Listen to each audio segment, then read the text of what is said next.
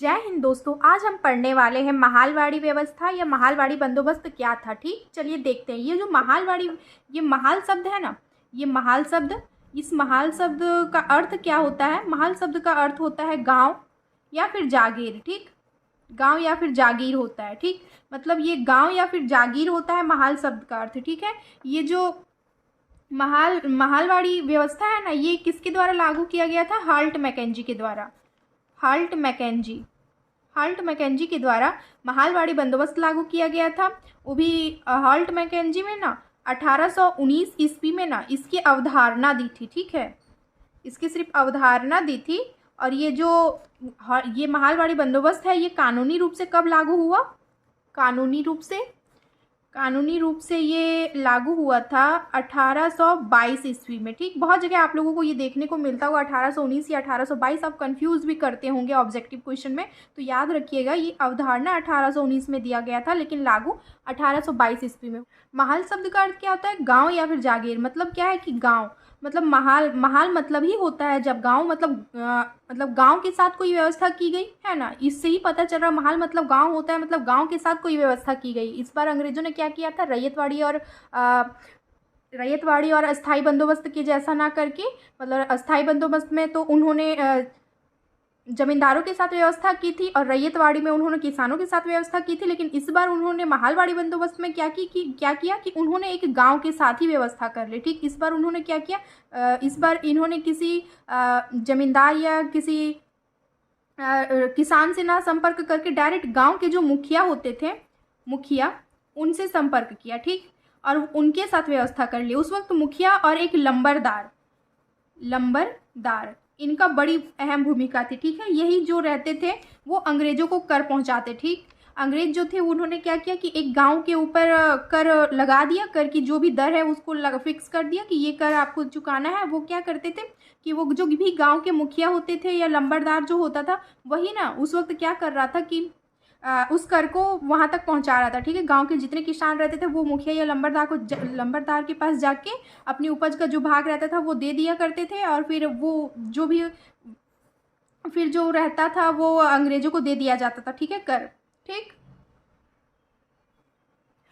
इस व्यवस्था को ना महालवाड़ी बंदोबस्त को, ये महालवाड़ी व्यवस्था को ना रैयतवाड़ी और स्थायी बंदोबस्त है ना थोड़ा अच्छा माना गया है, क्योंकि ना इसमें एक मतलब पूरे गांव के लोग मिल के देते थे। इसमें क्या होता था? थोड़ा राहत होता था। अगर किसी का उपज थोड़ा कम हुआ है ना, तो दूसरा आदमी दे देता था उसके बदले में, और फिर इसका जब उपज हो जाता तो ये उसको देता था। इस तरह से करके थोड़ा सा मतलब इसमें इसको अच्छा बोला गया है उन दोनों की अपेक्षा, लेकिन फिर भी इसमें भी बहुत सारे दोष थे। ठीक है, चलिए आगे देखते हैं हम क्या क्या दोष है, कैसे क्या है महालवाड़ी बंदोबस्त। ठीक है, चलिए स्टार्ट करते हैं। महालवाड़ी व्यवस्था, महालवाड़ी या फिर महालवाड़ी पद्धति से आप क्या समझते हैं? ठीक, महाल शब्द से तात्पर्य जागीर अथवा गांव। ठीक है, जागीर अथवा गांव होता है। ठीक, इस व्यवस्था में कंपनी सरकार ने कृषकों से सीधा संपर्क ना करके गांव के मुखिया या लंबरदार से संपर्क किया। ठीक, इस व्यवस्था के जन्मदाता हाल्ट मैकेंजी थे। ठीक, 1819 ईस्वी के अपने प्रतिवेदन में इन्होंने महालवाड़ी भूमि व्यवस्था का सूत्रपात किया। ठीक है, फिर 1822 ईस्वी में इस व्यवस्था को कानूनी रूप से लागू कर दिया गया। ठीक, 1822 ईस्वी में इसे कानूनी रूप से लागू कर दिया गया था। ठीक है,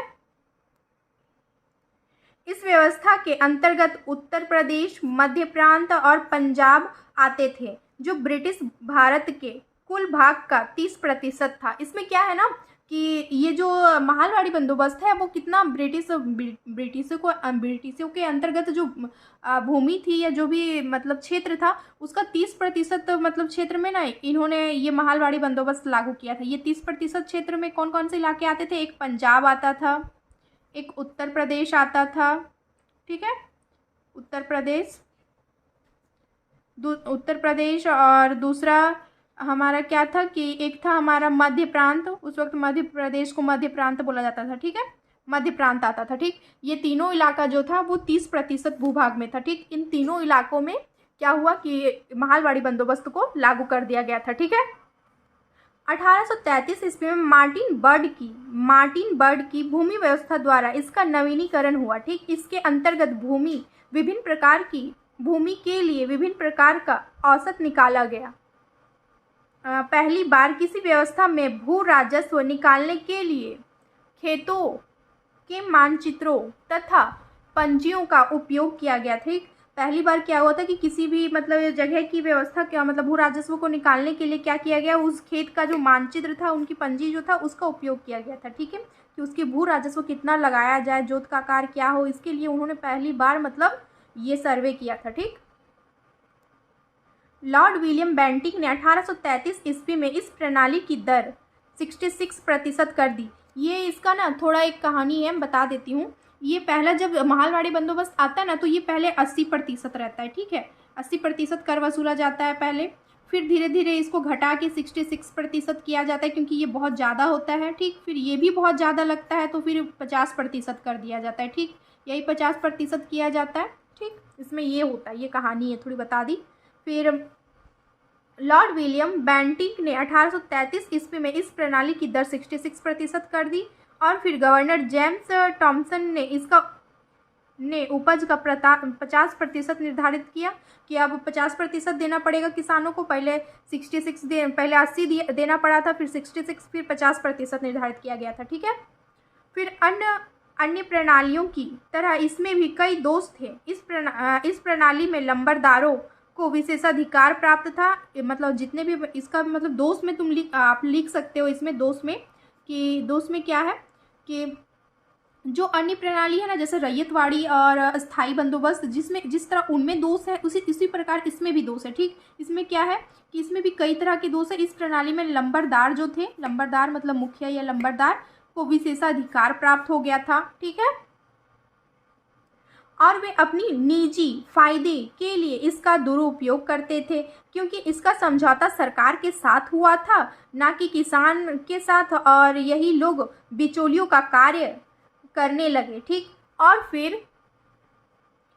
फिर किसानों का शोषण करते रहे। इन्हीं दोषों के कारण महालवाड़ी व्यवस्था भी सफल नहीं हो पाया था। ठीक है। इसमें भी कई दोस्त थे, जो लंबरदार थे वो बिचौलिए वर्ग का कार्य कर रहे थे, वो भी मतलब फिर किसानों को चूसने लगते हैं, जिसके कारण ये क्या हो जाता है, ये भी फ्लॉप हो जाता है, ये भी मतलब अच्छे से नहीं चलता है। जिस तरह स्थायी बंदोबस्त और ये रैयतवाड़ी बंदोबस्त का हाल हुआ, वही हाल इसका भी लास्ट में हो जाता है। ठीक है। लेकिन ये जो महालवाड़ी बंदोबस्त है ना, ये रैयतवाड़ी और स्थायी बंदोबस्त से थोड़ा सा राहत था। ठीक है। इसमें थोड़ा राहत था। ठीक। Thank you. अगर आपको मेरा वीडियो अच्छा लग रहा हो तो प्लीज़ लाइक करें और सब्सक्राइब करें। ठीक है। और अगर आपको मेरा PDF चाहिए हो तो आप मेरे टेलीग्राम लिंक से जुड़े, मैं आपको वहाँ PDF प्रोवाइड कर दूँगी। ठीक है। Thank you.